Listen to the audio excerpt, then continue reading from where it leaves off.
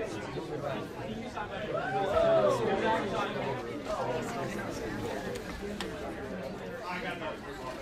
I know, that's hair's a mess, typical thing, right? Oh no, my hair's a mess.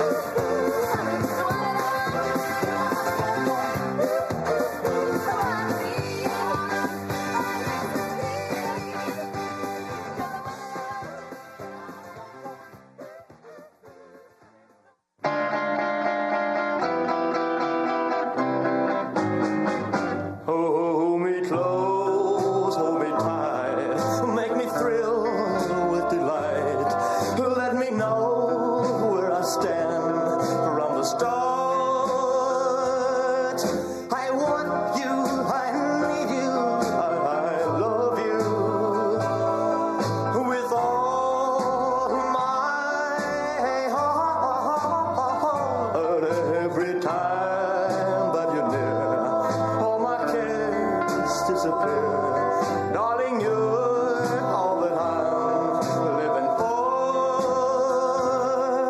I want you, I need you, I love you more and more. I thought I could live without romance until you came to me. But now I know that I will go on loving you eternally. Won't you please be my own? Never leave me alone, 'cause I die every time we're apart. I want you, I need you, I love you with all my heart. Well, I thought I could live without romance until you came to me. But now I know that I will go on loving you eternally. Won't you please be my own? Never leave me alone, 'cause I die every time we're apart. I want you, I need you, I love you with all my heart.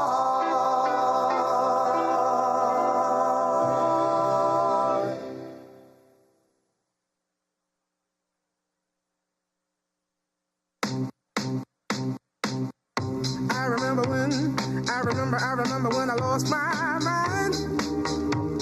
There was something so pleasant about that place. Even your emotions have an echo in so much space. And when you're out there without care, yeah, I was out of touch. But it wasn't because I didn't know enough. I just knew too much. Does that make me crazy? Does that make me crazy? Does that make me crazy? Possibly.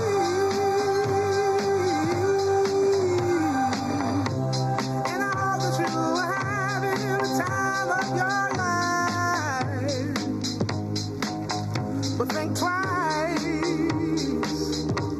That's my only advice. Come on now, who do you think you are? Bless your soul. You really think you're in control? Well, I think you're crazy.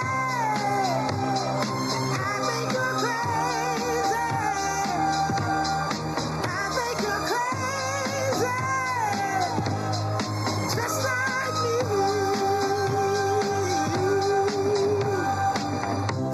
My heroes had the heart to live the life I wanna live. And all I remember is thinking I wanna be like them. Ever since I was little, it looked like fun. And there's no coincidence I've come. And I can die when I'm done. But maybe I'm crazy. Maybe you're crazy. Maybe we're crazy. Probably.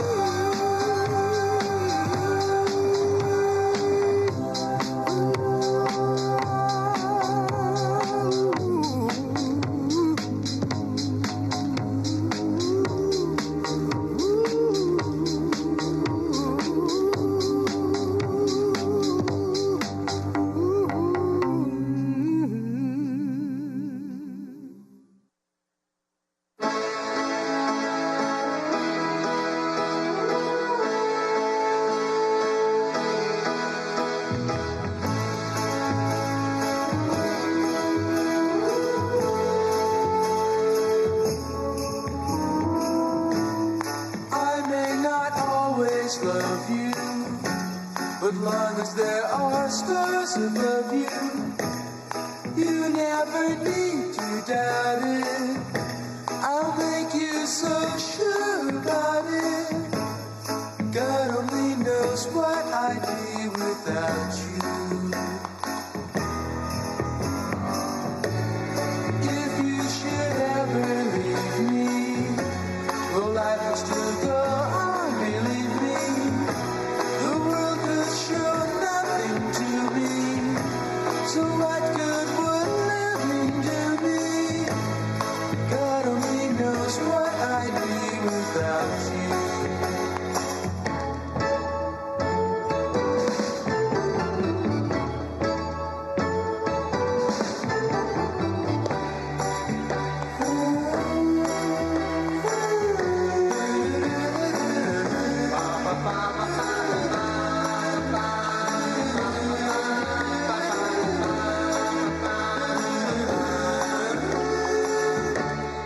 God only knows what I'd be without you.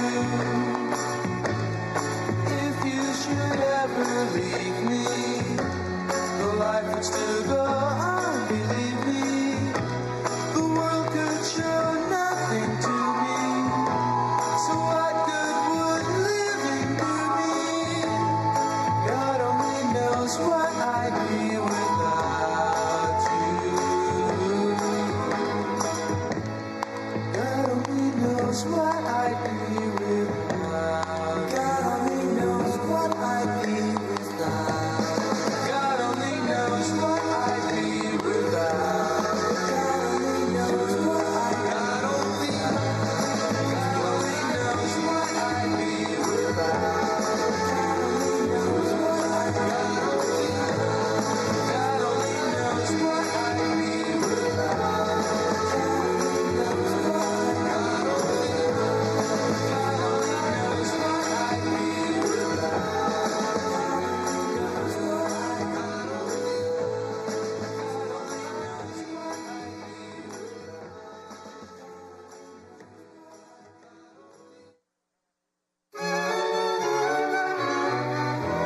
Heavenly shades of night are falling.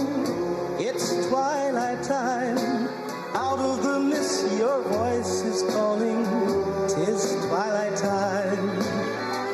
When purple-colored curtains mark the end of day, I'll hear you, my dear, at twilight time.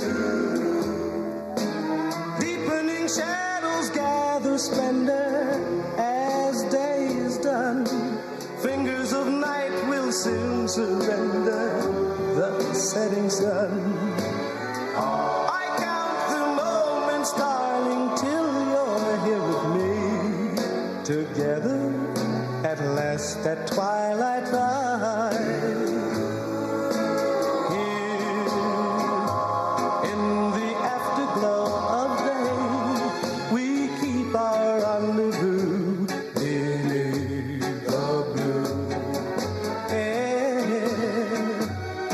In the sweet and same old way, I fall in love again as I did then.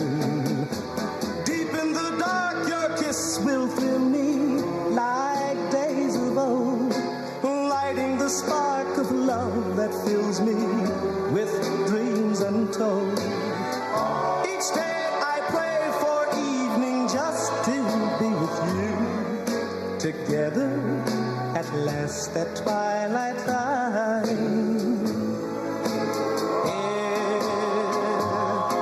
In the afterglow of day, we keep our rendezvous beneath the blue. In the sweet and same old way, I fall in love again as I did then.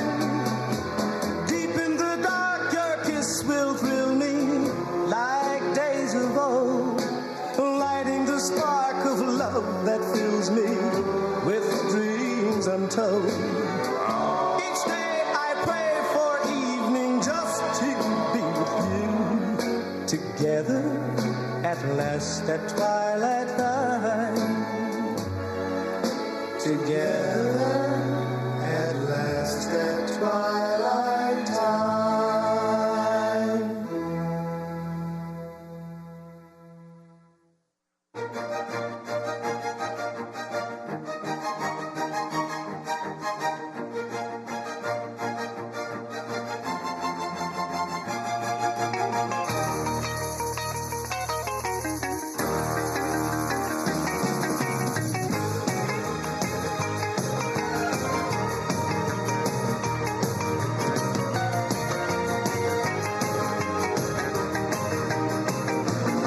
Well, she got her daddy's car and she cruised through the hamburger stand now. Seems she forgot all about the library like she told her old man now. And with the radio blasting goes cruising just as fast as she can now.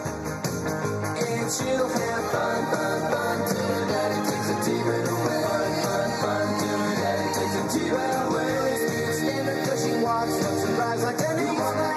Now you walk like an ace. She makes me 8500 look like a Roman-Tarian base. Like an ace, now you look like an ace. A lot of guys try to catch her, but she leads them on a wild goose chase. Like an ace, now you drive like an ace. She'll have fun, fun, fun till her daddy takes a T-bird away. Fun, fun, fun till her daddy takes a T-bird away.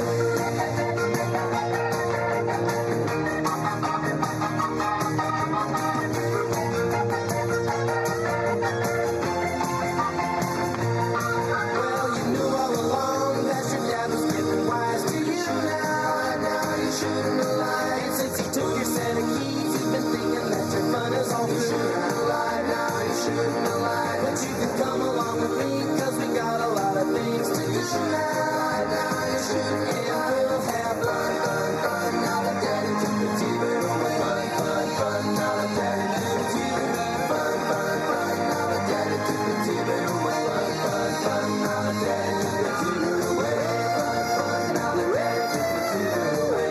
Fun, fun. Now that daddy took the T-bird away. Fun, fun. Now that daddy took the T-bird away. Fun, fun. Now that daddy took the T-bird away. Fun, fun. Now that daddy took the T-bird away. Round, round, get around, I get around, yeah, get around, round, round, I get around, I get around, round, round, I get around, get around, round, round, I get around, get around, round, round, I get around, get around, round, round, I get around. I'm getting bugged driving up and down the same old strip. I gotta find a new place where the kids are hip. My buddies and me, you're getting real well known. Yeah, the bad guys know us and they leave us alone. I get around, round, round, I get around. Get around, round, round, I get around. Get around, round, round, I get around. Get around, round, round, I get around. I get around, get around,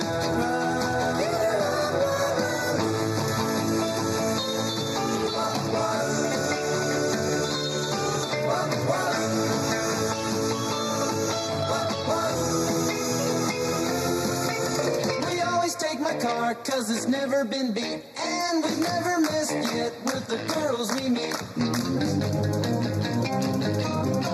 None of the guys go steady 'cause it wouldn't be right to leave your best girl home on a Saturday night. I get around, round, round, round, I get around. Get around, round, round, I get around. Get around, round, round, I get around. Get around, round, round, I get around. I get around. Round, round, get around. I get around.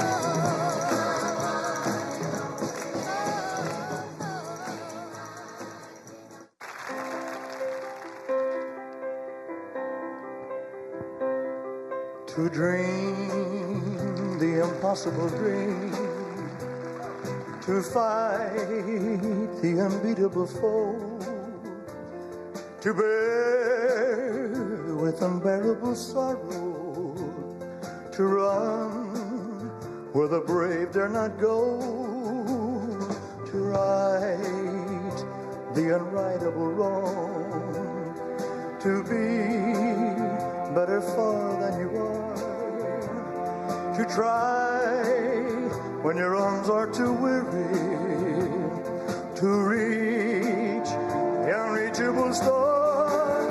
Oh, this is my quest to follow that star, no matter how hopeless, no matter how far, to fight for the right without question or pause, to be willing to march into hell for a heavenly cause. And I know if I'd only be true to this glorious quest, and my heart will lie peaceful and calm when I'm laid to my rest.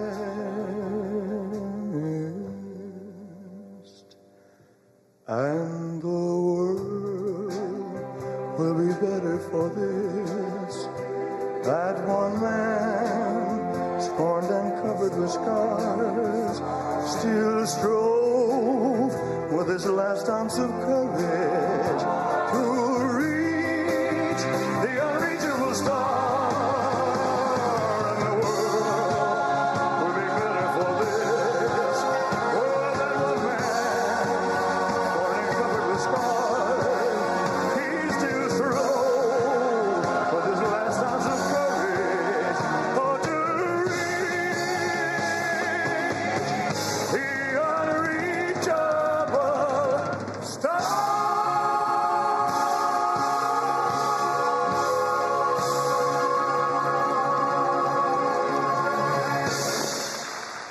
Thank you very much.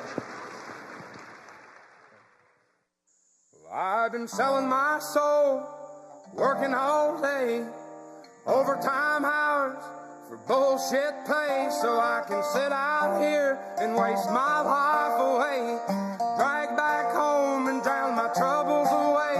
It's a damn shame what the world's gotten to for people like me, people like you. Wish I could just wake up and it not be true, but it is. Oh, it is living in the new world with an whole soul. These rich men know the rich men, Lord knows they all just wanna have total control. Wanna know what you think, wanna know what you do, and they don't think you know, but I know that you do. 'Cause your dollar ain't shit, and it's taxed to no end, 'cause the rich men know the rich men.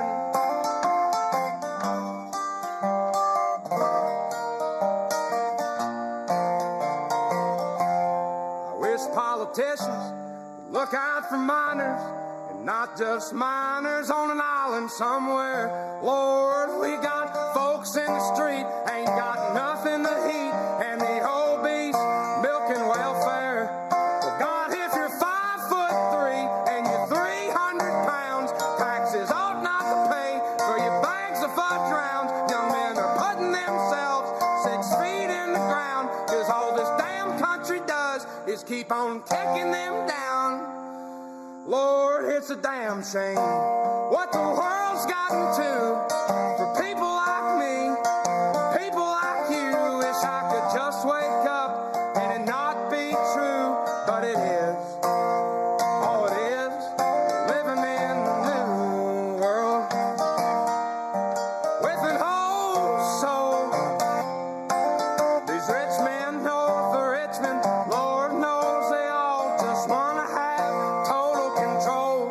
Wanna know what you think, wanna know what you do, and they don't think you know, but I know that you do. 'Cause your dollar ain't shit, and it's taxed to no end, 'cause the rich men know the rich men.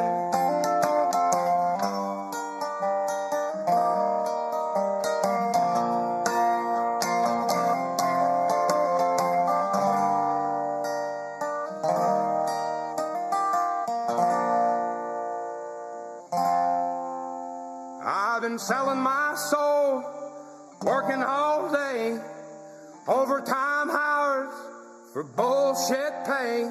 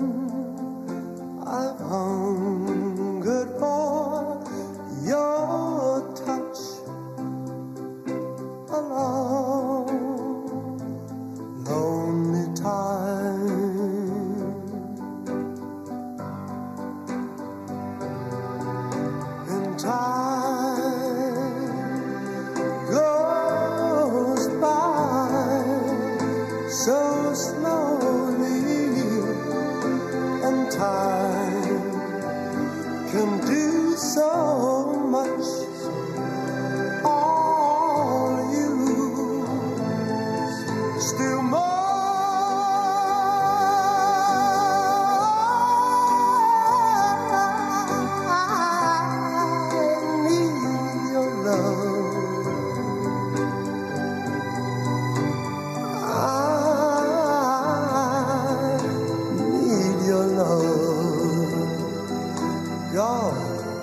Speed your love to me.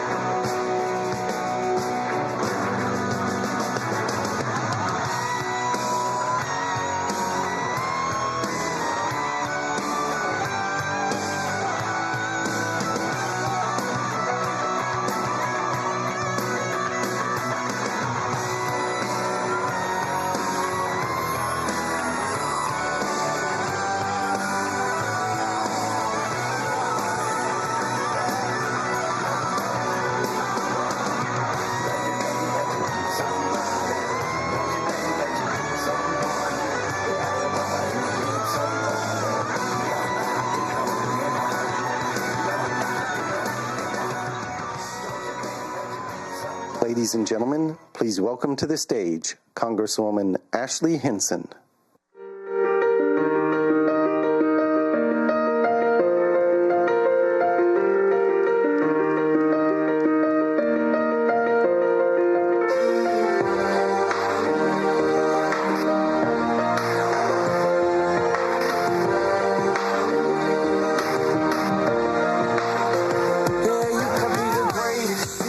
Hello, fellow Iowans. How are we doing today?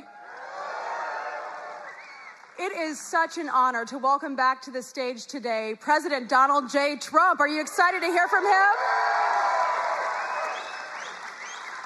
We are so excited to have him back here in Iowa. And I can tell you this, when I first got out to Washington, D.C. and started working for Iowans out there, I think we all can agree we saw firsthand how destructive the policies that the liberals were pushing were for our country and for our state.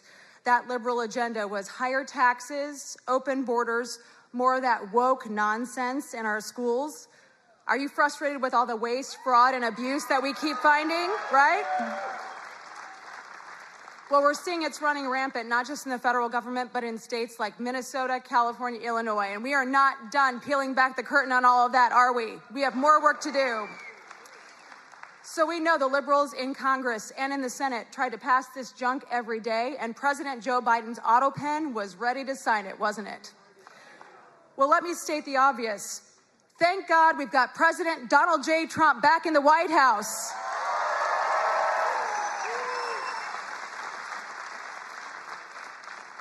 It's been an absolute honor to fight alongside of him, and our conservative majorities in Congress are delivering for you every single day. We are transforming that America First agenda into an America First future for our country. Are you with us?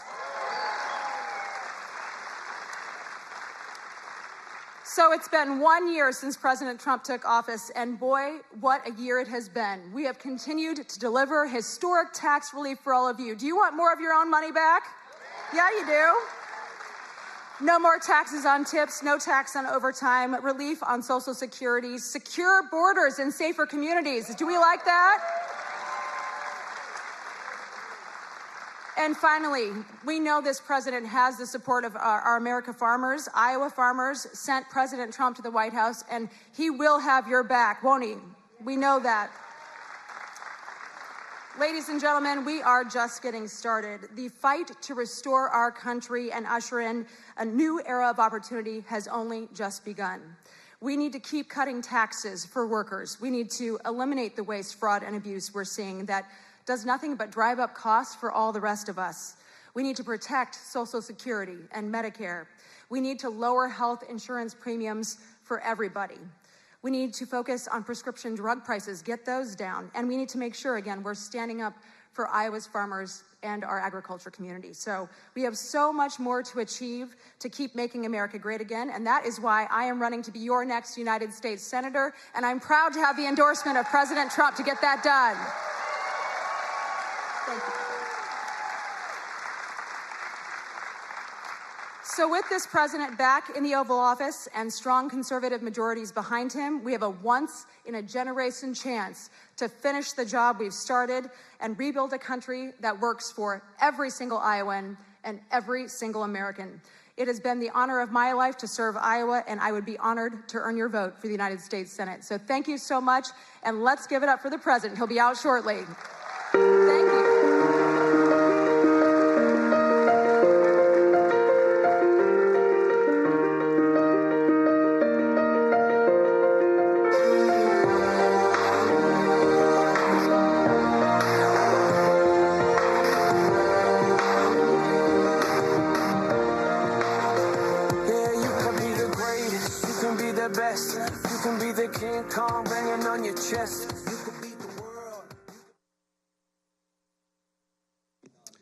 Ladies and gentlemen, please welcome to the stage Congressman Zach Nunn.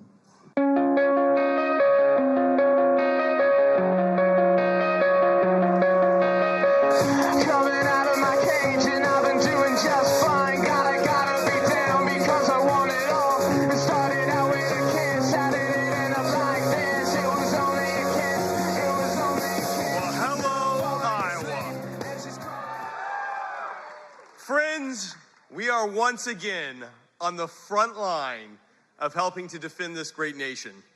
And it's here in Iowa where President Trump came just 6 months ago to tell us what we had the opportunity to do as a great nation. At our Iowa State Fair, he said, we have the opportunity to lead when it comes to energy independence from our foreign adversaries. We have the opportunity to have the most secure nation in the world by securing our border. And we have the ability to trust in the American people that each one of you knows better what to do with your dollars than anybody out in Washington, D.C.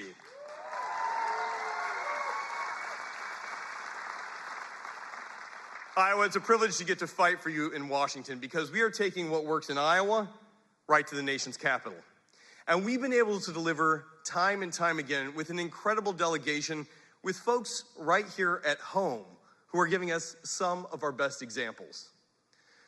Tragically, we lost two incredible Iowans who were defending our country on the front line. Brothers who serve with me in the National Guard. Members who put their well-being second to defending our nation abroad. To all of our military members, to all of our veterans in this audience, thank you for your fellow service and sacrifice.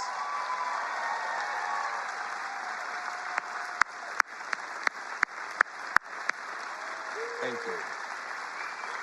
Thank you. Thank you.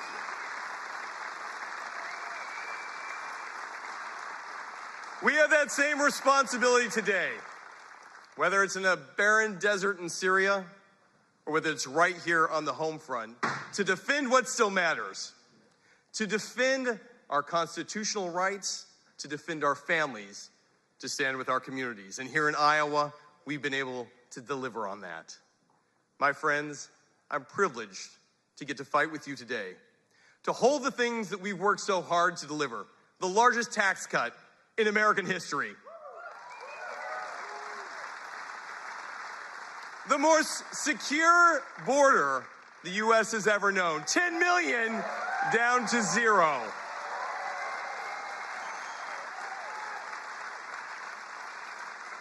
And right here in Iowa,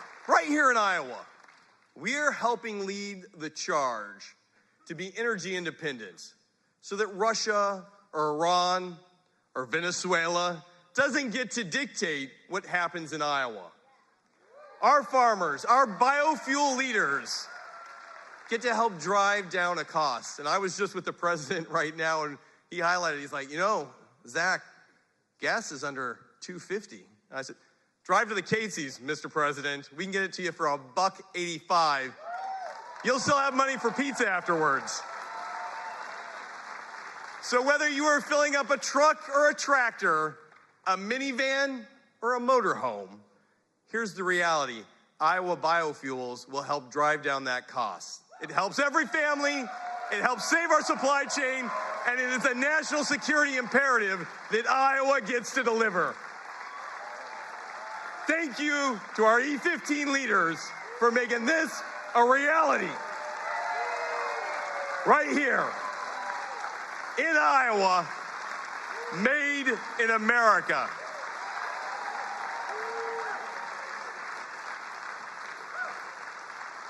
Now, Iowa, you have a great delegation, and I am privileged that I get to serve in the most fairly drawn district in America. No Illinois gerrymandering here. And that is great for democracy because it means we work with all sides.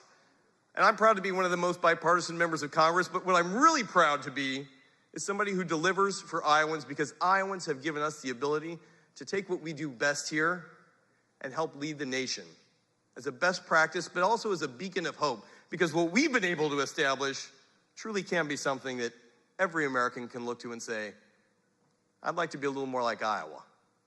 So as we kick it off here, it is only fitting that the president, in his first year in office, leads the charge of what is great about America by coming right here and sharing it with us. Guys, we're gonna keep fighting rural housing, adoption. We're working with Melania. She's got a great film coming out this week. Make sure you check it out. I'm proud to be working with her on our adopted foster process, but most importantly, I'm thrilled to be taking what works here to Washington with your help. We've got to fight. I'm asking for your help. The 3rd district alone is one of the most competitive districts in the country, and if we don't have this, I'm going to tell you what's going to happen. We're going to lose our majority. And on day 1, Hakeem Jeffries, or maybe Nancy Pelosi again, we don't know, is going to call for President Donald Trump's impeachment. And on day 2, he's going to take all the great things we've done here and raise our taxes. And on day 3, 4, 5, 365 days, this country will be locked not in something that works to go forward as we've done over this last year, but in a constant battle. You don't only look outside here at a few people who would rather see the president impeached for any reason than to actually work to move our country forward.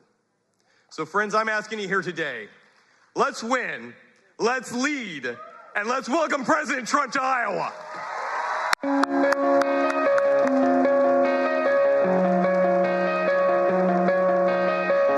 Coming out of my cage and I've been doing just fine. Gotta be down because I want it all.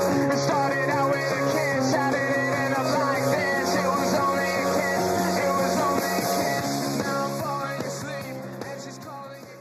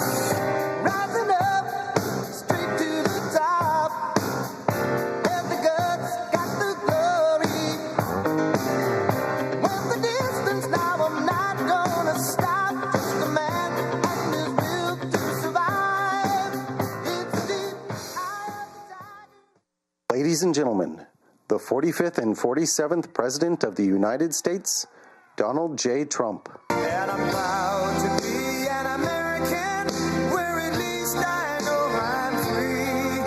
And I won't forget the men who died, who gave that right to me. And I gladly stand up next to you and defend her still today. 'Cause there ain't no doubt I love this land. God bless the USA.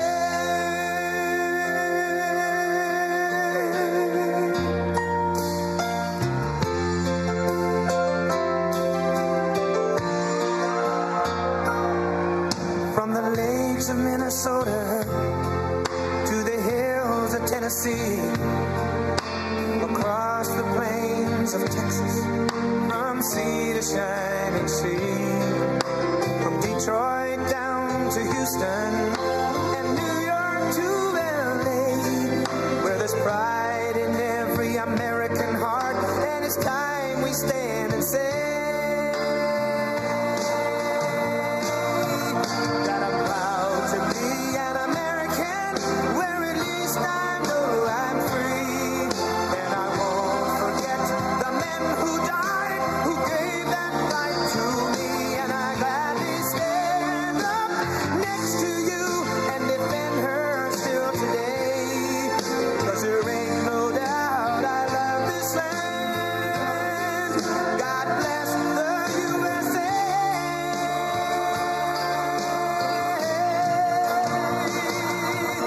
And I'm proud to be an American, where at least I know I'm free, and I won't forget the men who died, who gave that right to me, and I gladly stand up next to you and defend her still today, 'cause there ain't no doubt I love this land. God bless the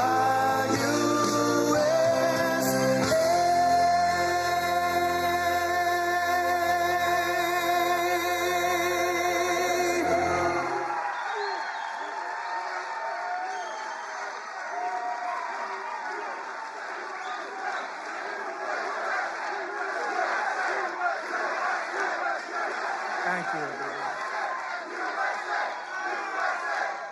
Well, thank you very much, and I'm thrilled to be back in the great state of Iowa with so many proud, hardworking American patriots, which is what you are. It's an amazing state. What a place. Boy, do we have some victories here. Were they the greatest? So exactly 2 years ago this month, it was the people of Iowa who put us on a rocket ship back to the White House. It was a rocket. That was a quick one. After a rigged election, we had a rigged election. I said, do we do it again? And I said, I think we better do it again. Not too many people who would have said that. But we did so well the second time, I said, well, we won twice, we got to do it a third time. Should we do it a fourth time? Four victories. 4 victories. We got the right team over there. There's the right team over there. We said, geez, that would be easy for you. That wouldn't even be work. But you came out by the thousands on a cold and snowy winter evening. Remember that beautiful evening? And together we won the Iowa caucuses in a 30-point landslide. That was great. I'll never forget it. It was so freezing. You think it's cold now?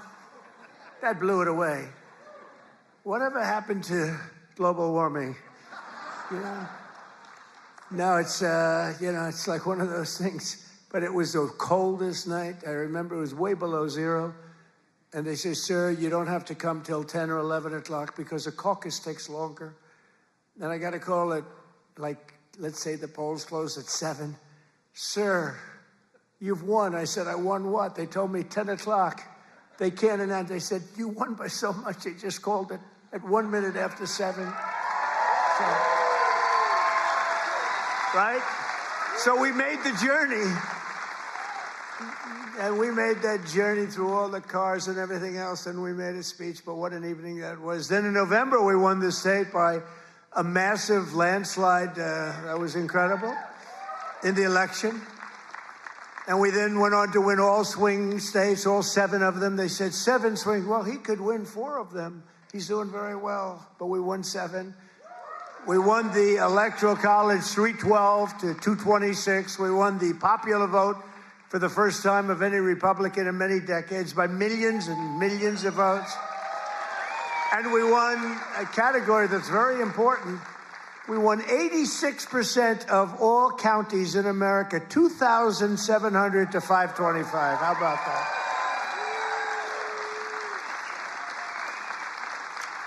other than that, we didn't do too well. So now we're back where it all started to celebrate the greatest first year of any administration in American history. They say that. Even the radical left is saying, holy man, we did a lot of things. 12 months ago, Joe Biden handed us a mess. We inherited the legacy of record high inflation, the highest inflation in the history of our country. They say the fake news, ooh, that's a lot of fake news. No, the fake news said it's 48 years. I remember recently I said the highest inflation, the worst, I believe this, by the way, worst in the history of our country. They said it wasn't the worst. It was 48 years. I said, that's okay, too.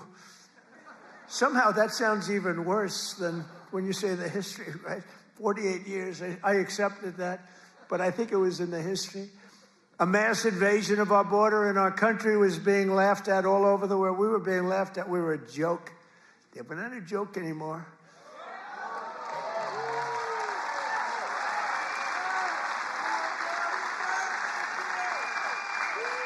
We're not a joke. We're not being laughed at anymore. But today, just after 1 year of President Trump, our economy is booming, incomes are rising, investment is soaring, inflation has been defeated. Our border is closed, totally closed. And America is respected all over the world like they've never been respected. 1 year, I thought it would take us 2 years. I guess I'm following in the great path of John Deere. We got the chairman of John Deere here. Chairman and CEO, that's pretty good. I even signed a John Deere hat for him. He said, I'm going to put this in the museum. I said, that's good. No, it's a great company. And you just said you're opening up 2 massive plants because of tariffs. You're opening up one in North Carolina, one someplace else. And you're expanding all over the place. You're doing a great job. I bought a lot of John Deere stuff. It's a great company. It's an honor to have you. Thank you very much. This has been the most dramatic 1 year turnaround of any country in history in terms of the speed. I really thought it would take us 2 or 3 years to do what we're doing. You know, we're the number 1 country anywhere in history in the world, anywhere in history for investment coming into the country. And it's amazing. And it's because of tariffs. And it's also because of the fact that we had such a tremendous November 5th. That November 5th brought spirit back to our country, came back. You know, one thing I think which is so important is, if you remember, a year and a half ago, we couldn't get people to enlist in the military, any of them. Army, Navy, Air Force, Marines, any of them. The Coast Guard, Space Force. I love Space Force, right? We couldn't get them, and even police departments, they couldn't get anybody with a uniform that represented the country. You couldn't get them.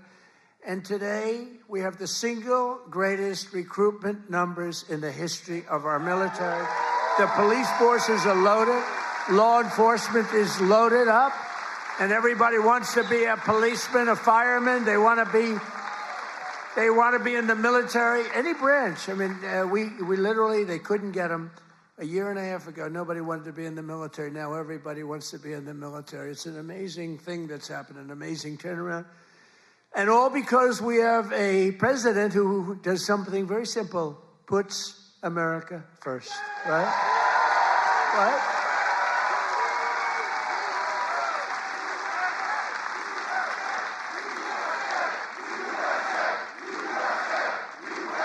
Thank you. So under my leadership, economic growth is exploding to numbers unheard of. They've never had them before in recent times, and now, and we're just getting started. You know, the great, big, beautiful bill, which is no tax on tips, no tax on overtime, no tax on Social Security for our seniors. Do we have any seniors in here? Do we have any seniors in here?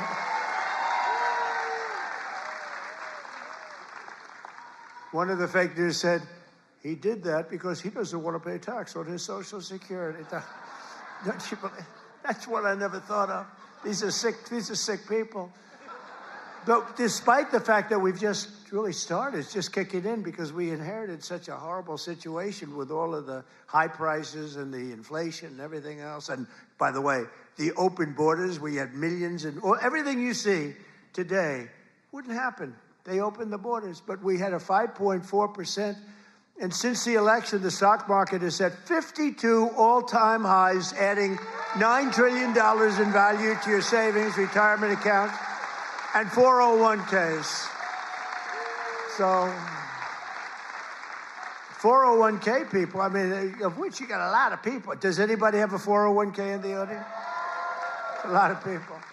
So you're setting records, right? The highest it's ever been. They say this, you know, the good stock market, they say, well, this stock market, you know, they just try so hard. This stock market doesn't affect the middle class.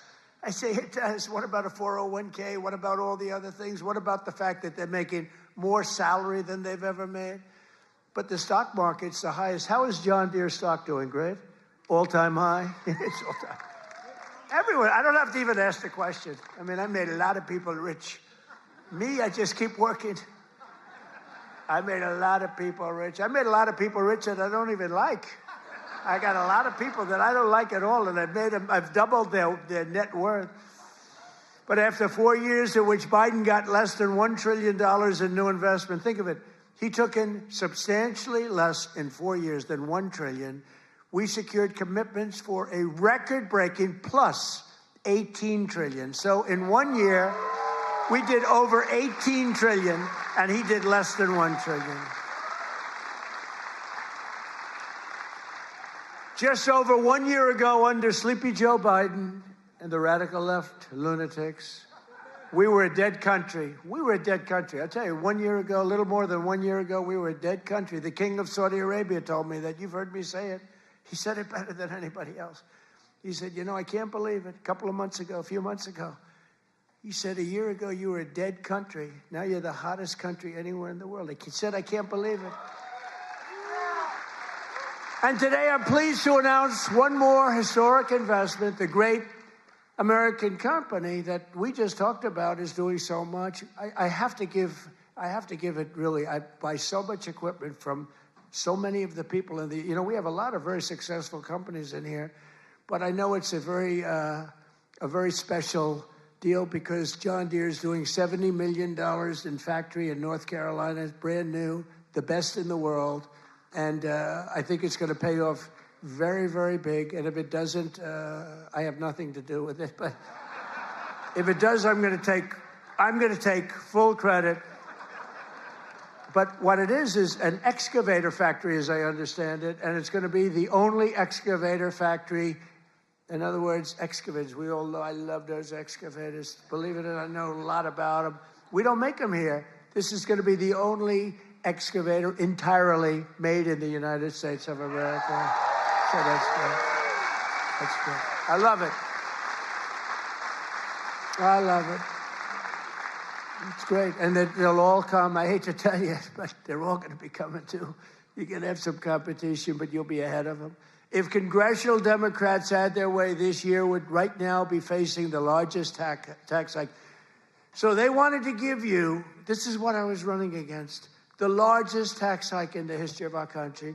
I wanted to give you the largest tax cut in the history of our country. And if they won, this country would be cratering right now. It would be cratering. So I've cut a record number of job-killing regulations. The reason our job numbers are so good, and remember this, I've cut hundreds of thousands of federal jobs. Now, if I didn't do that, our numbers would be even more through the roof. Or I could get them. You know what they do? In order to have decent numbers, they hire 1 million people. You hire 1 million people, all of a sudden you're down to 3.5%. We don't do that. We get rid of that job where you have 10 jobs for every, you have 10 people for every job. And they are all now, and they hated me. They hated me. Now they love me. You know why? They all got jobs in the private sector, making twice as much money as they made from the federal government, sometimes much more than that. So a year ago, they hated me, and now they love me. But it includes dozens of burdensome regulations that were crushing our amazing farmers. We love our farmers. We won this thing. I think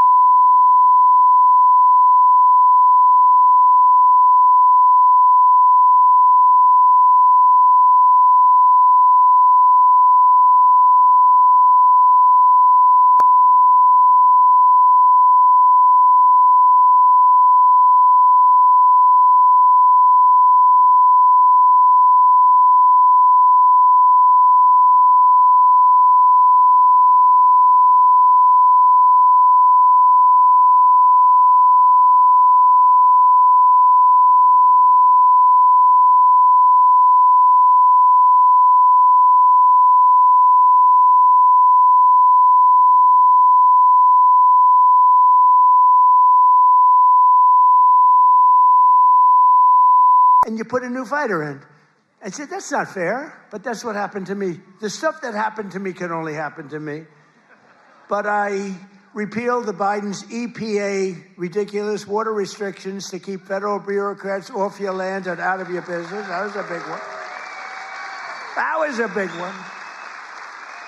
I terminated the so-called diesel exhaust fluid requirement. You know what that is? Saving family farmers more than $1 billion a year. And we're going to do a lot more. We're going to do something on tractors. You know, they never took we did it with cars. We took all that nonsense off the cars. You couldn't start your car. You'd have to go to MIT to get somebody to fix your car with all the crap they had on it in order to save a quarter of a glass of this much little tiny bit of gas. These people are crazy. And I'm going to do that, I think, for tractors, too, because we're going to get the tractors back where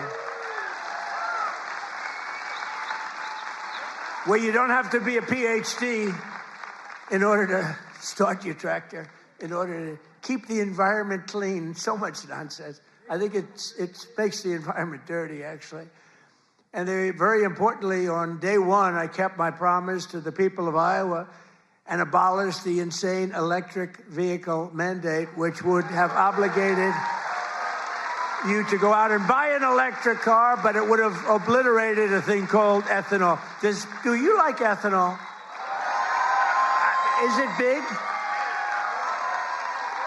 A lot of people are asking me about ethanol. I don't know. Do you want me to do something with ethanol? Maybe. After years of the United States getting ripped off by other countries on trade, I'm standing up for the workers and the farmers of our country like no other president has ever. No other president's done this.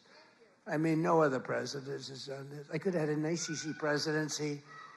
I'd probably have this little piece of ear back, you know? Could have it, and I wouldn't have to listen to lunatics like this up there. I wouldn't have to listen. Isn't that nice?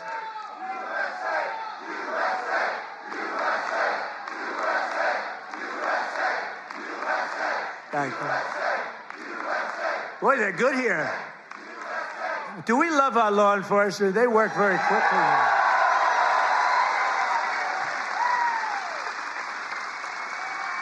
But under Sleepy Joe, we had the largest trade deficit in world history. But in 1 year, I've slashed our gaping trade deficit by a staggering 77%. How about that? What about that? That's pretty good, right? 77. Nobody's ever seen that. You know, if you slash your trade deficit by 1%, you're like a genius. They say, oh, he's very electable. He's not so electable. I did 77. I did something else, favored nations on drugs. We now are paying the lowest price anywhere in the world for drugs. In other words, we're matching favored nations. It's called most favored nations. Every other president tried for it. They didn't try very hard. They didn't get anything. I got it done. I got all the nations to agree. You think that was easy? I said, if you don't agree, we're going to put tariffs on you. They said, we agree. We agree. So you'll have a pill that costs $10, as an example, costs $10 in London, costs $130 in Des Moines, and now it's going to cost $20. Think of it. You'll go from $130 down to $20. It's the biggest price reduction of prescription drugs in history. And going to have a huge impact on your health care, too. I was very proud of it. And you know, the fake news, I can't get them to talk about it. Think of it. I got the biggest price reduction in history on drugs, pharmaceuticals. I can't get these guys to talk about it. It was page like 22 in the New York Times, a little story. I just got the biggest. I can't believe it. If a Democrat got a half a point down, this is like hundreds of, depending on the way you want to calculate it, you could say it's an 80% reduction, or you could say it's 1,000% reduction. You could say whatever you want, but it's the biggest reduction in history by many, many times. I did something because we were subsidizing the entire world. We were paying 10 times, in many cases, more money than the rest of the world. And I said it wasn't fair. And I got it done. And everyone said you could. They said, you'll never get other countries to agree. They said, yeah. I said, yes, I will. They said, you'll never get the other countries to agree. I got the drug companies. That was not easy, I want to tell you, but that was not so bad. But they even told me, we'll agree to it, but you'll never get the other countries. I said, 100% I will. Why wouldn't I get them? And I called Macron of France. I said, you got to double the price of your drugs. He said, no, I will not do that. What was the story with his glasses the other day? What the hell was that all about? But anyway, I got them all. I don't want to go into a long story. Bottom line, I said, I'm going to increase tariffs by 25. I'm going to charge you 25% tariff if you don't do it. They said, we will do it. Why don't you ask? We'd love to do it. So I got something done that no other president could have gotten done, and no other president. I don't even think they tried. You want to know the truth? You think Biden was thinking about it? He just was thinking about how the hell to get off the stage. Remember, the guy could never find that. You have so many ways. You can jump off the front if it really gets. You got stairs all over the place. The guy could never find his way off the stage. This was not a good sign. But I made new fair trade deals with countries covering half of all U.S. trade.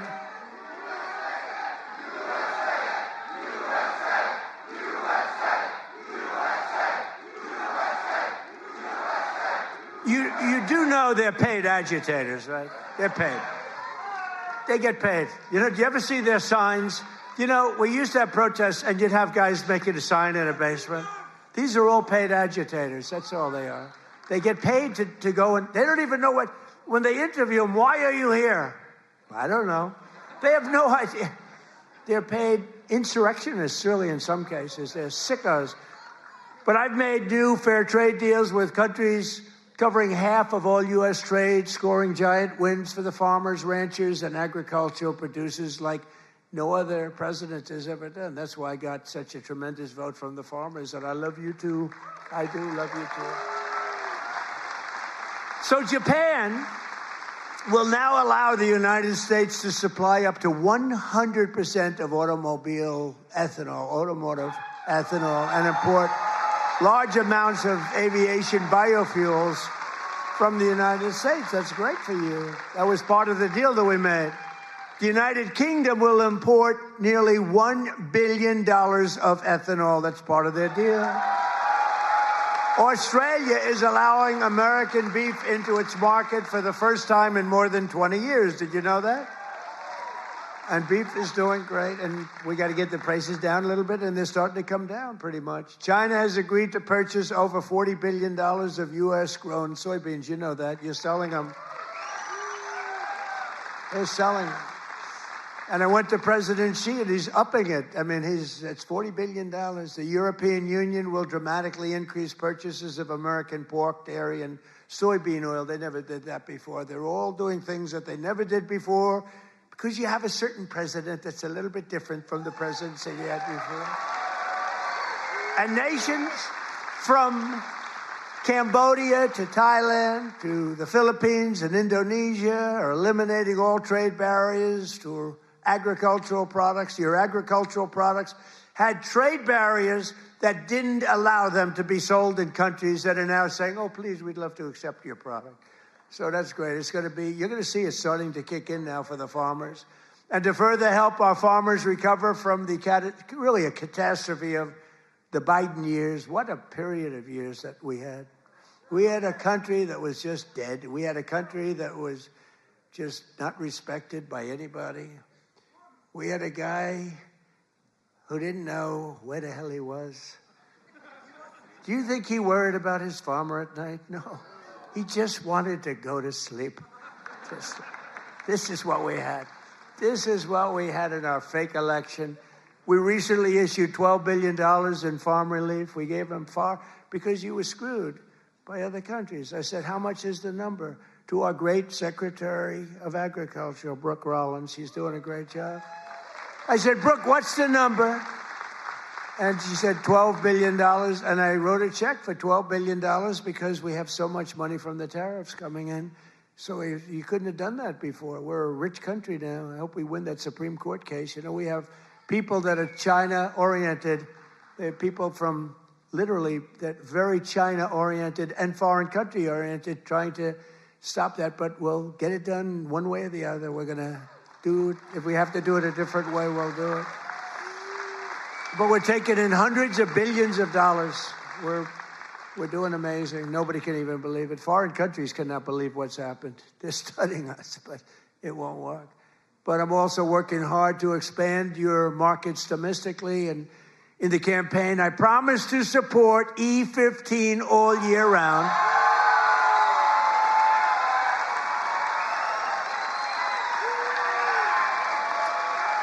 Yes? Yes? Should I do it, Kaufman? Should I do it?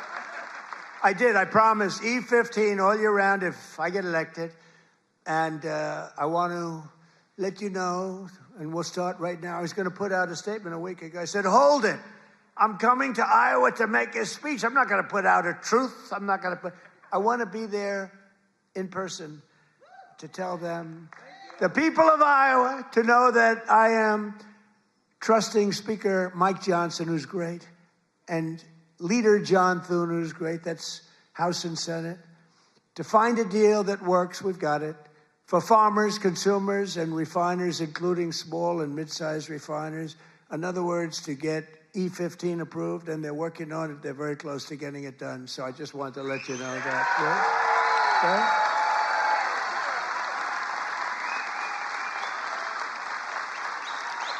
Yeah? And China will be sending me a bill very shortly supporting year-round E15 to my desk very quickly, and I will sign it without delay, okay?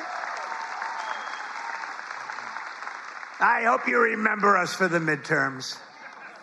You know, the worst thing about the midterms is the fact that no matter what happens, the people that win the presidency, you win even if you're a good president. I think we had the best first year of any president ever, maybe they say. But even if you have any great, it's like in the last 50 years, they've won it twice. Can you believe it? If something happens, there's a screw turns with the voters. So even if it's a Democrat or Republican, whoever wins the presidency has a hard time with the midterm. If we lose the midterms, you'll lose so many of the things that we're talking about, so many of the assets that we're talking about, so many of the tax cuts that we're talking about. And it would lead to very bad things. We got to win the midterms. I mean, I'm here because I love Iowa, but I'm here because we're starting the campaign to win the midterms. We got to win the midterms. That means Senate, and it means House. Got to win them. It's crazy. You know, you think it would be like a 50-50 deal or something. It's like, for some reason, and this is Democrat too. Democrat wins the presidency. For some reason, they lose the midterms. Now, maybe they don't campaign as hard because they've I don't know, but I campaign hard. We got to win the midterms. So remember that you got to get out and you got to vote. The midterms are very important. We're gonna really work hard on winning the midterms. We have great candidates. Again, Senate and House. We have great candidates. We got to win them. And we have candidates that rule with common sense, not this craziness. You know, we're not going to be supporting transgender for all, men and women's sports, open borders. Open borders. The worst is open borders because, you know, I take care of things and, you know, inflation I had to beat very quickly and all, but this open border thing, you know, it's a lot of work. Taking criminals in that they allowed into our country where the jails are opened up. Remember the jails, the prisons all over, from all over the world, they're opened up. The Congo, all over South America, Venezuela, they opened up their jails. We got to get them out. I mean, it's really, really, we can never forget what that group of morons did to this country. We can never forget. And we've got to win the midterms. That's why we've got to win the midterms. As we bring trillions of dollars pouring into our country from overseas, we're also making America affordable again, a problem caused totally by the crooked Joe Biden administration. I mean, you know, I inherited this problem. They say, prices are too high. I just took over. They said, I'll never forget, I come here, I'm in 3 days, I have a news conference 3 days into my administration. What about the price of eggs? They've gone up like 5 times more. I said, I just got here. I didn't know about it. I'm sorry. And we got eggs down very quickly, remember? But I was standing there, I'm so happy. I just won. I thought the press was going to be so nice. And some lunatic right there, actually. What about the price of eggs? Eggs have gone up. I said, oh, tell me, give me a little, because I don't know. I just got here. I'm sorry. But I fixed it. Now I fixed it pretty much all, but it's going to go down even further. No, but they caused the problem. And then they came up, it's a word that they came up with, affordability. Every time you hear the word, remember, they're the ones that caused the problem. And first time you heard about it was like a few months ago. This election's all about affordability. Well, they're the ones that caused the problem. But nobody knows that. People forget. So they say, oh, affordability, let's vote for the Democrats. It's no, affordability. They caused a tremendous price increases. It was caused by the worst inflation we've ever had. And they come up with this word, affordability. And I saw it even, although you're not hearing it so much anymore. You know why? Because the prices are coming down so much. They don't want it to be an election based on lower prices. But we're bringing down the lower, I like that term better. It's the lower prices. We're bringing them down. But we inherited the highest prices in the history of our country. And we've rapidly brought them down. And that's what we want to do.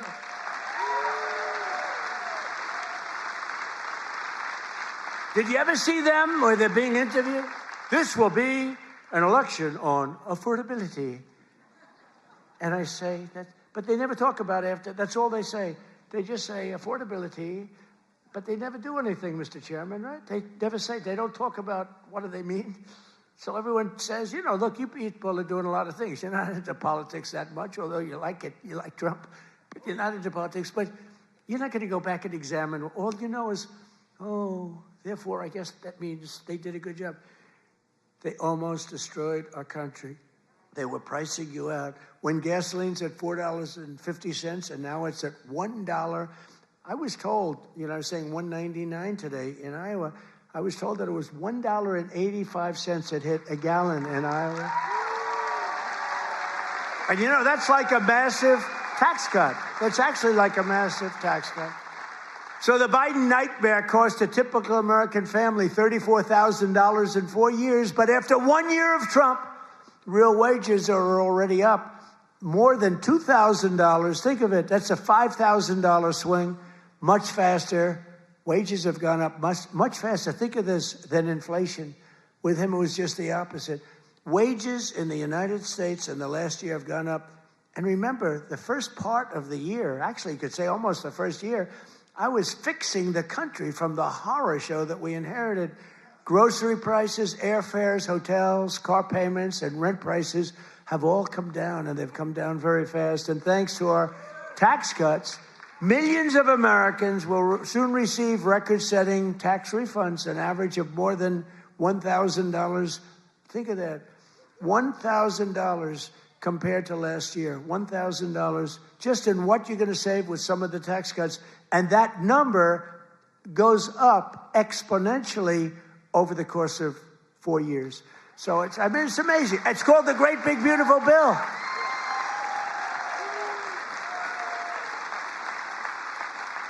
One other thing that you get I thought was so great. I came up with it. Very rich people get deductions. Middle income people don't get deductions. They never had to. I said, why is it that when a rich person buys something, they get a deduction on interest, but when somebody that's working like hell, they don't get it if they want to buy a car? And I said, why can't somebody buying a car in America, only if it's made in America, if it's made in some other country, we have no interest? So I got it approved in the Great Big Beautiful Bill. You get a full tax deduction against your income tax. You get a full tax deduction. Think of it. If you purchase a car in America, if you borrow money, the interest that you're paying on that borrowed money is a full deduction for your tax purposes. And that's a tremendous deal. And you know what? It's also great for the car companies, because the car companies are going to be making a lot more cars that they couldn't believe it. And I got it passed. So just remember me as you take those deductions, please. The king of deductions. No, but it was always unfair the way a lot of people got treated. You take that deduction. One of those who will be seeing a big benefit thanks to our tax cuts is Erica Peralta. Where's Erica? Is she here? Erica? Where is Erica? Where is she? Oh, she's so beautiful. I'm not allowed to say that anymore. If I say a woman is beautiful, that's the end of your political career, you know. But she is beautiful. How are you? Congratulations. What a good story. She's the general manager at Whiskey River Bar in Ankeny, Iowa, which, as you know, I visited strongly a couple of times in the campaign. And Erica's been able to hire many new employees, and they're each going to be taking home thousands and thousands of dollars extra because of the no tax on tips. And she's got a lot more people wanting to work for her, too, because of that no tax on tips. That's just one of many. How's that working out, Erica? Good? You want to come up and say a few words? Come on up, Erica. You want to come on up? And while she's coming up, also with us is Judy Waldron from Davenport. Judy works part-time as a bartender, and her husband, Chris, is an electrician who works hours on overtime each week. Their family is going to save thousands of dollars on no tax on overtime and no tax on tips, which they'll use to prepare for retirement. And I want to thank you, Judy. Where's Judy? Come here. Where's Judy? Come on up, Judy. Get up here. Come on up. They're totally unprepared for this, but what the hell, right? Say a few words. Thank you. Thank you. Thank you. Thank you, President Trump. No tax on tips is huge for everyone in the service industry. Thank you very much. Thank you very much. Congratulations. Thank you.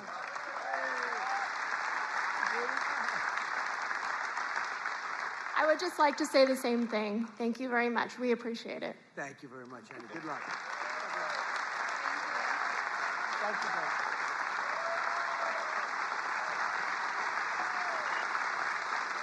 I refuse to say they're beautiful. I refuse. But they're beautiful. Do all people look like that in Iowa? I don't think so. Thank you both. Congratulations, too. Great. That's great. We're not supposed to come up, but I looked at both of them and I said, get up here. We're also pleased to be joined by Governor Kim Reynolds. Kim, thank you. Thank you. Thank you, Kim. Great. A man who's become a real star, Treasury Secretary Scott Bessent. Scott. He's become a star. He's done a real job. He knows his business. And he's a big cutter. He cuts a lot of things. Small Business Administrator, another real star, Kelly Loeffler. Kelly. Thank you, Kelly. Thanks, Kelly. Great person. Those are great people. Also with us are Representatives Ashley Hinson. These are people running for office. We have to vote them. Randy Feenstra, Marionette Miller Meeks, and Zach Nunn. I want to thank you. Thank you. Thank you. And I want to tell you that they're all great and they're all running and they should be in good shape, but you got to get out and vote. Got to get out and vote. Iowa Attorney General Brenna Bird. Where's Brenna? Hi, Brenna. Boy, she was early to endorse me. She was so early. We appreciate it. We'll never forget that. That was great. Thanks a lot, Brenna. And you're doing well. I hear you're doing great. Right? Thank you. She's running again. You got to vote for her. State House Majority Leader Bobby Kaufman. Bobby. Guys, you gotta move her there. Thank you, Bobby. Great job. Great family. Former State Senate President Leader. Now, I have to tell you about this guy. He endorsed me, the first person in the entire United States of America. It was a year before I even knew I was running, he endorsed me. He endorsed me because he thought I would be good. I wasn't even thinking about running. He was so early. He was the first person in the United States, before my wife, before my kids. State Senate President. He's a Marlboro man. He looks like the Brad Zahn. Where's Brad? Where are you, Brad? Come on up here. Get up here, Brad. and State Representatives Heather Hora, Derek Wolf, Brooke Bowden, and many other wonderful members of the Iowa State House. I want to thank you all for being here. Brad, you got to say, look at this guy. Can you talk, Brad?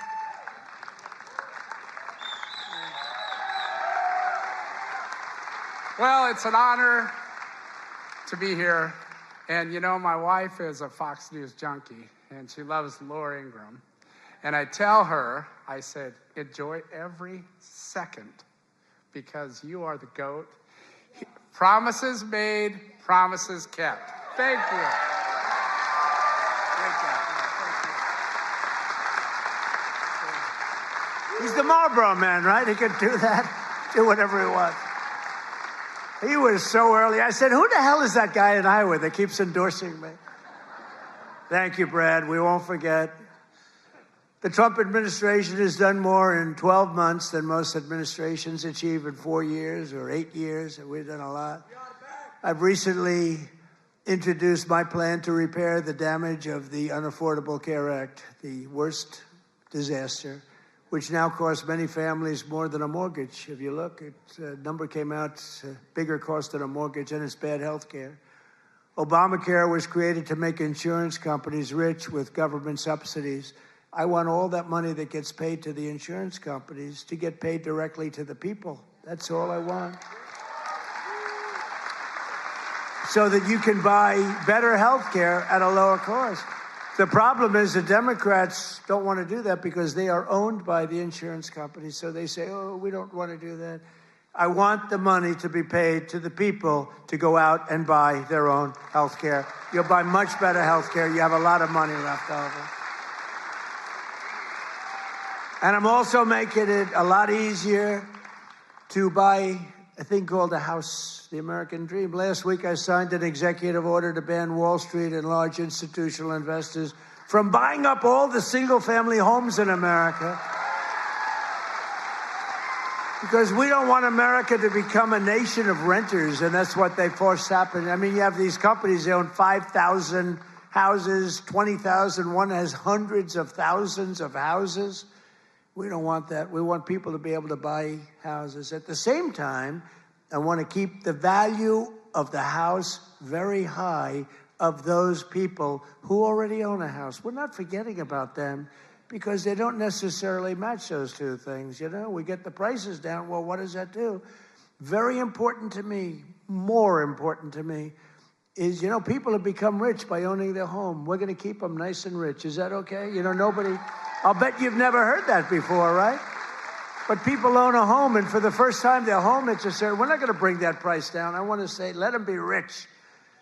But we're strengthening Fannie Mae and Freddie Mac that you've heard about, and in the last 12 months, those institutions have supported over 22,000 Iowa families in purchasing or refinancing and saved over 3,000 Iowa families from losing their homes. We've come out and really helped a lot of people keep your home. And despite a bad Fed chairman, a guy that has no, we call him too late. He's too late. Jerome Too Late Powell, he's too late. He wasn't too late before the Democrats on the election, then he was too early. But he wants to keep rates as high as possible. Despite that, we've driven rates down. You know, when you're really good, you can get them down despite everything, because ultimately it just sort of follows nature. Mortgage interest rates are now at the lowest level in 3 years, and new mortgage applications are up 30%. By the way, well, we have a great Fed chairman. I think we're going to have one. I'll announce it pretty soon. You'll see rates come down a lot. And refinancings are up 100% compared to the end of the Biden term. Up 100%. We're also working tirelessly to bring back a thing called law and order. You know, there was a time...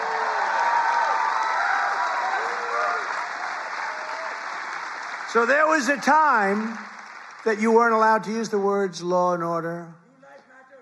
I like that guy. You weren't allowed to use the term law and order. You weren't allowed to use the term Christmas. Merry Christmas, everybody, right? Remember that 2016? I ran on, we're going to bring back Christmas. We did. Now they're afraid to suggest it, but we brought that back. But law and order, we need law and order. And we have the lowest crime rate now in the history of our country. That's good, but we'll do even better. And as everyone is aware, we've totally and completely closed the southern border with little fanfare, but tremendous success. When the southern border is closed, nobody's coming in.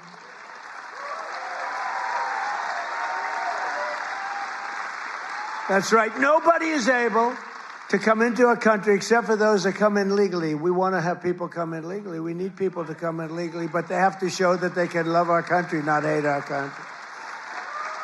They have to show that they're not going to blow up our shopping centers, blow up our farms, kill people. They're coming in legally, but they cannot come in unless they come in legally into our country, and we're letting some great people come in. They have to show that they can love our country. They have to be proud. Not like Ilhan Omar. Did you see that wise guy? You know, she's always talking about the Constitution provides me with the following. You know, the Constitution, she comes from a country that's a disaster. It's considered, I think, it's not even a country, okay? It barely has a government. I don't think it does. They're good at one thing, pirates. But they don't do that anymore. You know why? Because they get the same treatment from us as the drug dealers get. Boom, boom, boom.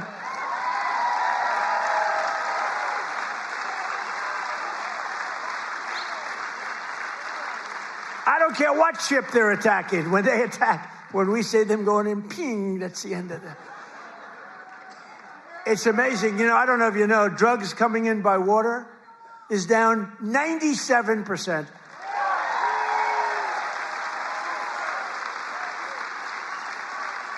And we're trying to find out who the other 3% is, because we consider them the bravest people in the world. Who the hell are the 3%? But it's down 97%, and now we're taking them down on the land. The land is much easier than the sea. You had to do the sea first, but the sea is done. We haven't exactly helped the luxury fishing business, I would say. Would you like to go fishing? No, thank you. Let's go deep sea fishing today. Let's go on a little boat deep sea fishing. Sorry about that. But it's down 97%. We've done a job. I'll tell you, we've made our country respected again. The greatest military. We have the greatest military in the world. You know, I rebuilt our military in our first term, and we have the greatest military in the world. So you read much about Minnesota, where, unbeknownst to the public, we have brought down crime very substantially in Minnesota. We've taken out thousands of hard criminals, hardened, vicious, horrible criminals. You don't read about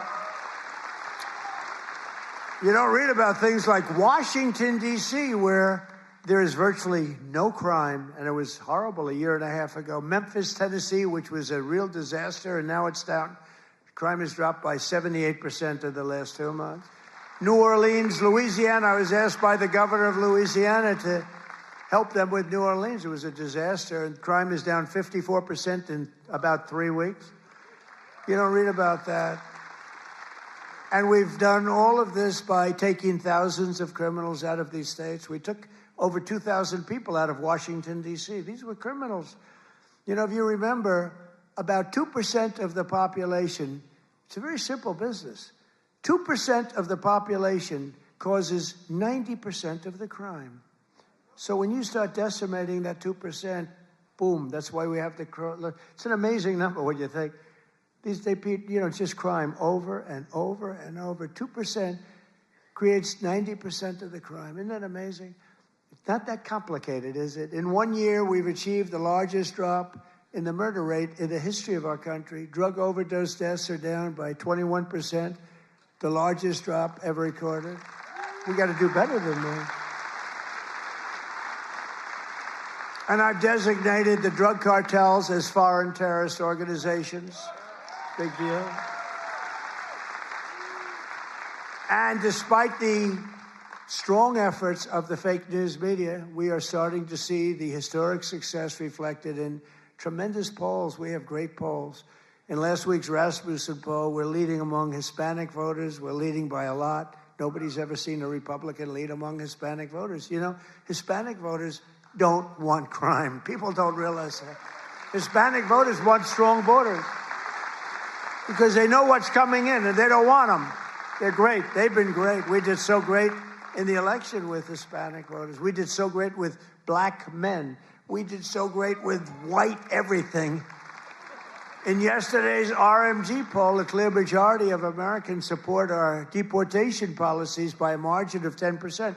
Now, I don't know why 10%, because I don't think it's even, I mean, wouldn't you say like 100%? Who the hell would be against? Maybe somebody that hates our country. In a recent Harvard-Harris poll found that 80% of Americans support our unprecedented operation to deport criminal aliens. In other words, 80%, that's more like it, of the people support our operation to remove really dangerous, bad people out of our country.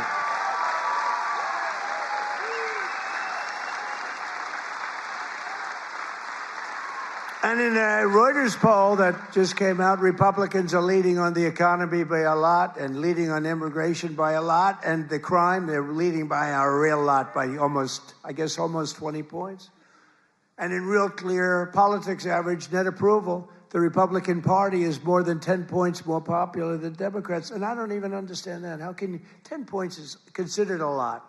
But to me, how is it 10 points? Well, we've done all these things. They've done only destroying our country. They would destroy. I'm telling you, if Kamala won, or any of them, I think Gavin Newsom is worse because, he's destroyed California. If they win, that group, that ideology wins, you will be Venezuela on steroids. And I've said it for years. And you know what? They will destroy our country. The country would have been destroyed already. We're fully rebuilding the U.S. military with more than $1 trillion we're spending on the military.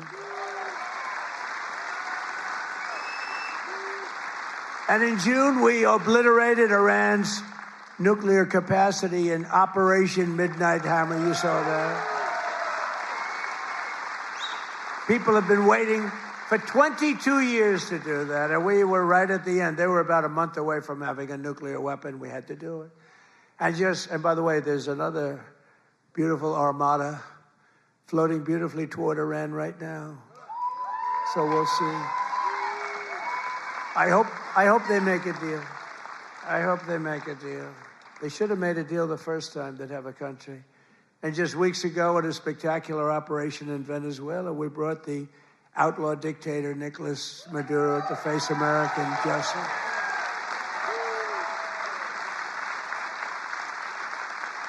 In one of the most brilliant, lethal, quick, they've never seen violent operations ever seen, military operations ever seen. Nobody was killed, not on their side. A lot of people, unfortunately, I have to say a lot. We went into a very big, powerful military base with a group of unbelievable, talented, patriotic people that love our country. You couldn't hold them back.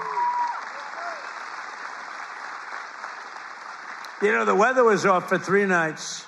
It was not good, so I delayed it. The next night, it was okay, but not great. I said, General, sir, they're ready to go. Sir, they're okay. I said, but the weather's a little bad. I said, sir, they're ready to go. I said, God bless you, General. And boy, did they do a job. Joe Biden and his allies, in conclusion, in Congress did everything they could to destroy our country, but they failed. And today, after just 1 year since my second inauguration, you know, we have a new hat. It's called America is Back. America is back. Our border is secure. Our spirit is restored. Inflation is stopped. Incomes are up. Prices are down. Our economy is roaring. Our workers are thriving. And our country is winning again, winning like never before. We've never had a period of time like this. You've never had a period of time.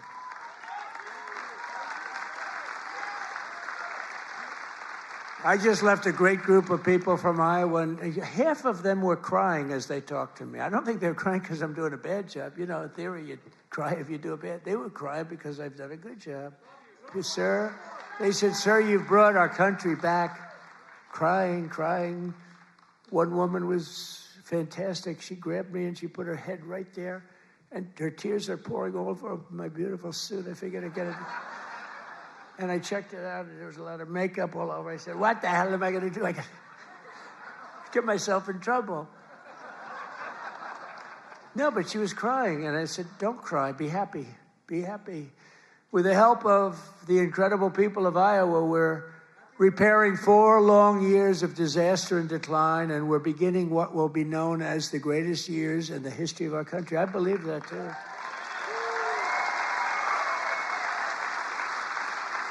We are entering a period that will be called the golden age of America. That's what's happening. So together with all of you, and you were with me from the beginning, all 3 times we won by a lot.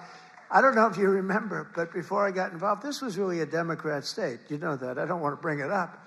And then I came along, and it wasn't a Democrat very long, and our great chairman did such a good job. Boy, oh boy, oh boy, you could do anything. I've offered him, come to Washington, take any position. But he likes it. He just doesn't want to leave.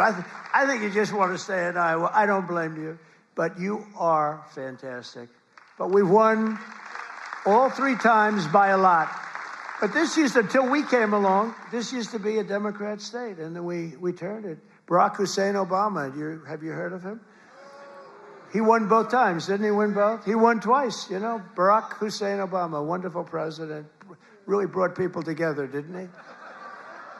But Barack Obama won twice, you know, and so everyone said, well, Iowa, you know, they had this down as not winnable, and we won in a landslide. 3 times we won in a landslide. So together with all of you, the citizens from all across this incredible, beautiful land, we will make America powerful again. Oh, we've done it. We will make America wealthy again. We will make America healthy again. That's happening.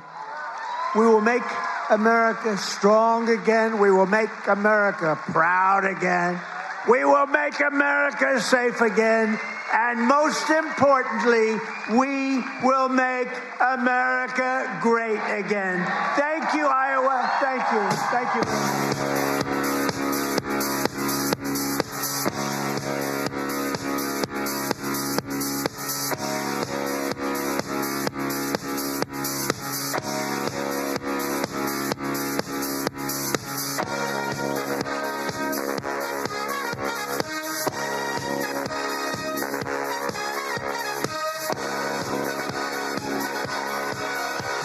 Young man, there's no need to feel down. I said, young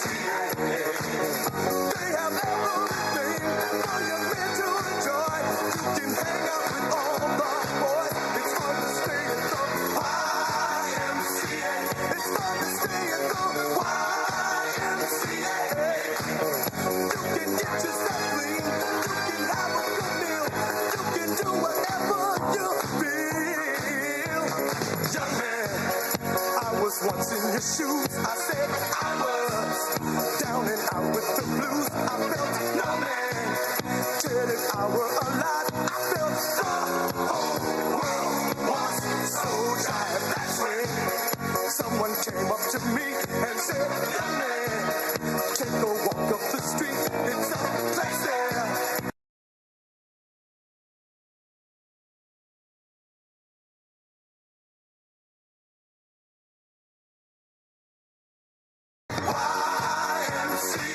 It's fun to stay at home.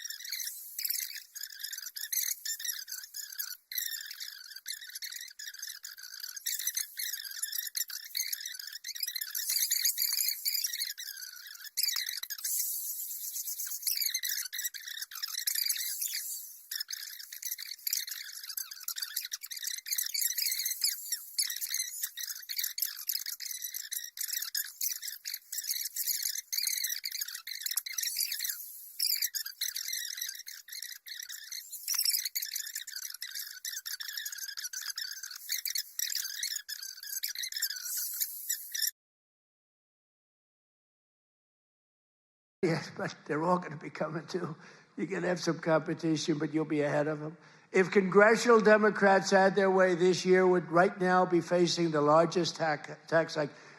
So they wanted to give you, this is what I was running against, the largest tax hike in the history of our country.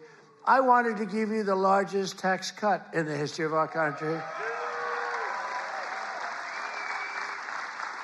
And if they won, this country would be cratering right now. It would be cratering. So I've cut a record number of job-killing regulations. The reason our job numbers are so good, and remember this, I've cut hundreds of thousands of federal jobs. Now, if I didn't do that, our numbers would be even more through the roof. Or I could get them. You know what they do? In order to have decent numbers, they hire 1 million people. You hire 1 million people, all of a sudden you're down to 3.5%. We don't do that. We get rid of that job where you have 10 jobs for every, you have 10 people for every job. And they are all now, and they hated me. They hated me. Now they love me. You know why? They all got jobs in the private sector, making twice as much money as they made from the federal government, sometimes much more than that. So a year ago, they hated me, and now they love me. But it includes dozens of burdensome regulations that were crushing our amazing farmers. We love our farmers. We won this thing. I think I'm at 97% with farmers. Well, who the hell is voting for Kamala? You know, it was a crazy election because we were doing great against Biden. Our hope, nobody even knew who the hell Kamala was. All I knew is she was the border czar. We had millions of people pouring through, and she was the border czar. So I like that. But I will tell you, the amazing, we didn't know much about her. And, you know, when you're running a campaign, you're focused on the person you're running against. So we're running against Sleepy Joe Biden. Crooked, I call him Crooked Joe, Sleepy Joe. They're both accurate. And we're running against him. All of us, and he's way down in the polls, down by a lot.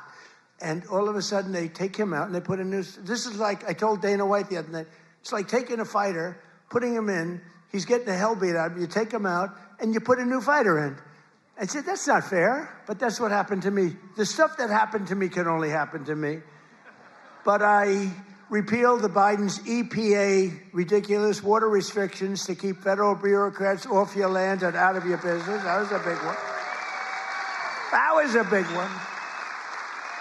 I terminated the so-called diesel exhaust fluid requirement. You know what that is? Saving family farmers more than $1 billion a year. And we're going to do a lot more. We're going to do something on tractors. You know, they never took we did it with cars. We took all that nonsense off the cars. You couldn't start your car. You'd have to go to MIT to get somebody to fix your car with all the crap they had on it in order to save a quarter of a glass of this much little tiny bit of gas. These people are crazy. And I'm going to do that, I think, for tractors, too, because we're going to get the tractors back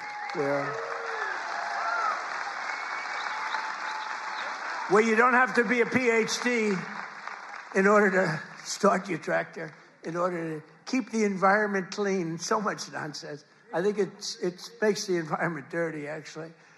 And very importantly, on day one, I kept my promise to the people of Iowa and abolished the insane electric vehicle mandate, which would have obligated you to go out and buy an electric car, but it would have obliterated a thing called ethanol. Do you like ethanol? Is it big? A lot of people are asking me about ethanol. I don't know. Do you want me to do something with ethanol? Maybe. After years of the United States getting ripped off by other countries on trade, I'm standing up for the workers and the farmers of our country like no other president has ever. No other president's done this. I mean, no other president has done this. I could have had an ACC presidency. I'd probably have this little piece of ear back, you know? Could have it, and I wouldn't have to listen to lunatics like this up there. I wouldn't have to listen. Isn't that nice?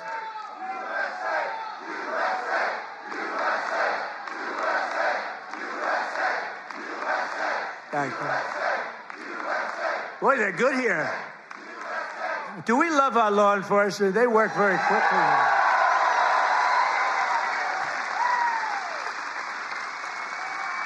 But under Sleepy Joe, we had the largest trade deficit in world history. But in 1 year, I've slashed our gaping trade deficit by a staggering 77%. How about that? What about that?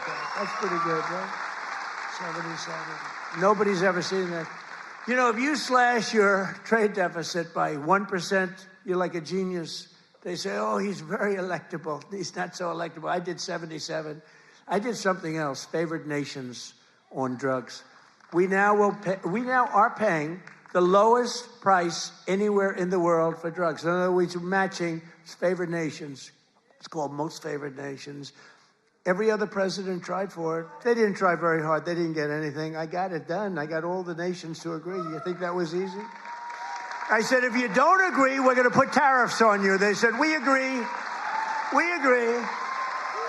So you'll have a pill that costs $10, as an example, costs $10 in London, costs $130 in Des Moines, and now it's going to cost $20. Think of it. You'll go from $130 down to $20. It's the biggest price reduction of prescription drugs in history.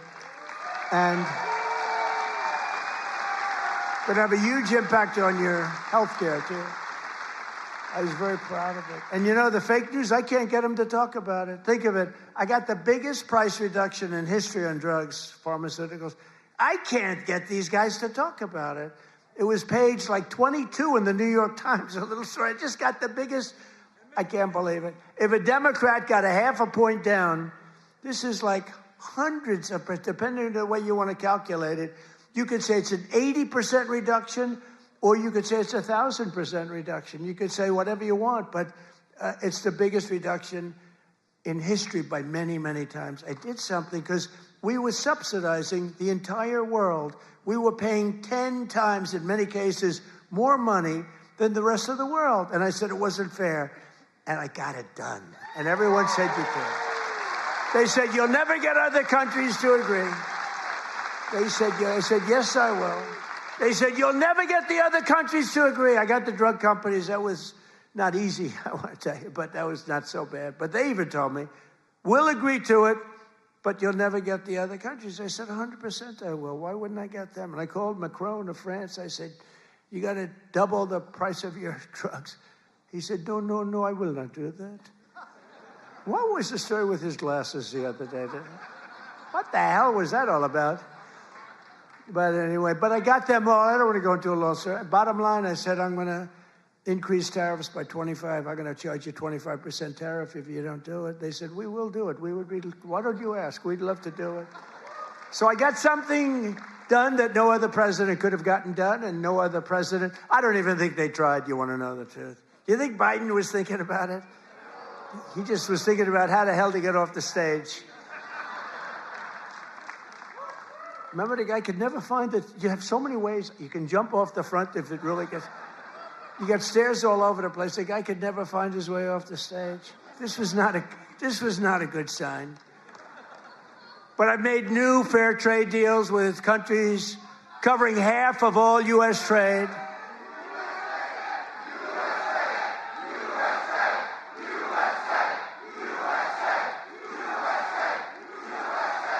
You do know they're paid agitators, right? They're paid. They get paid. You know, do you ever see their signs? You know, we used to have protests, and you'd have guys making a sign in a basement. These are all paid agitators. That's all they are. They get paid to go, and they don't even know what, when they interview them, why are you here? I don't know. They have no idea. They're paid insurrectionists, really, in some cases. They're sickos.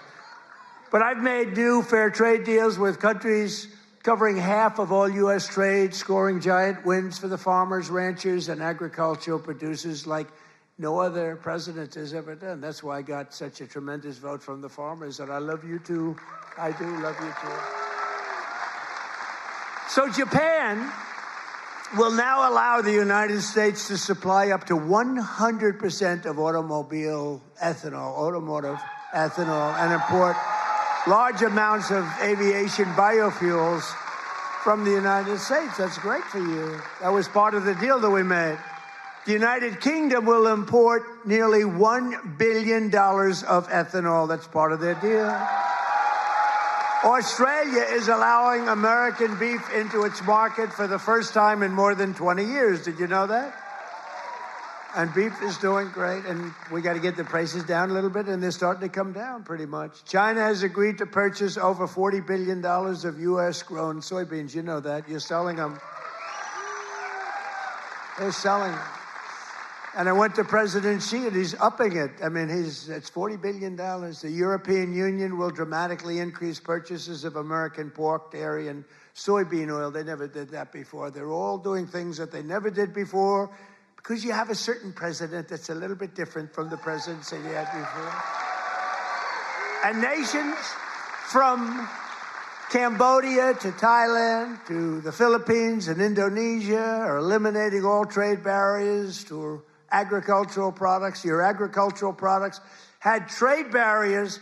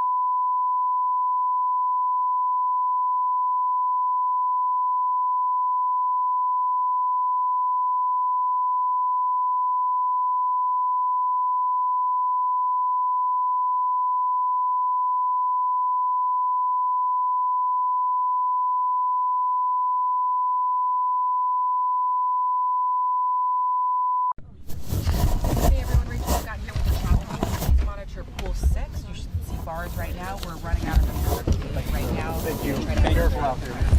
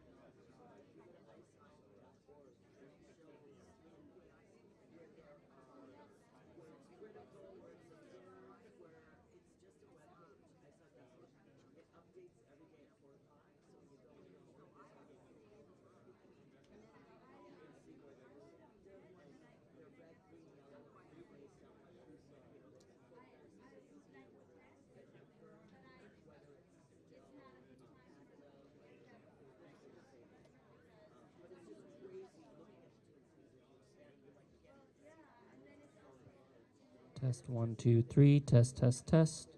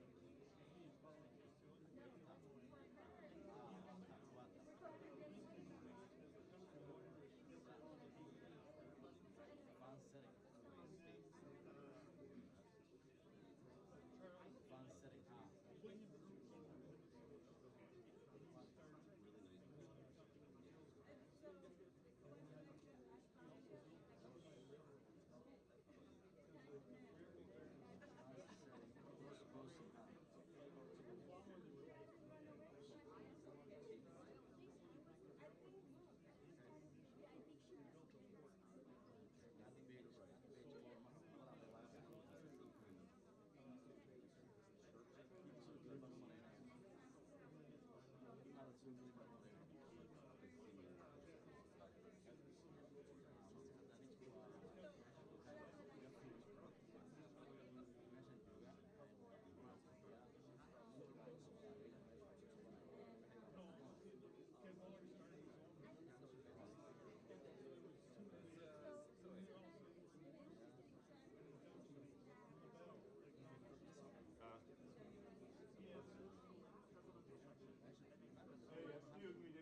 want me to do the first welcome to the North Side, to the Urban League, and I know the congressman will do the next one, but just say welcome.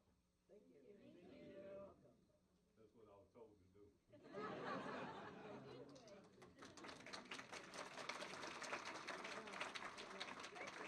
Tell us who you are.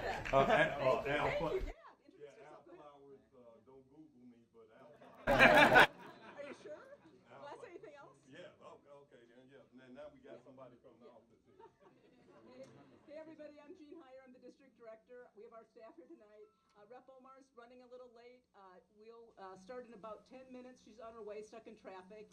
The format for tonight is, we do a town hall almost every month. I know many of you have probably been to one before. What will happen is we're going to have some local representatives who represent this area speak to you, and Rep. Omar will give an update, and then we take questions from the audience. So if you have any questions, feel free to ask me or look for one of our staff members, and we'll start in about 10 minutes. Thank you.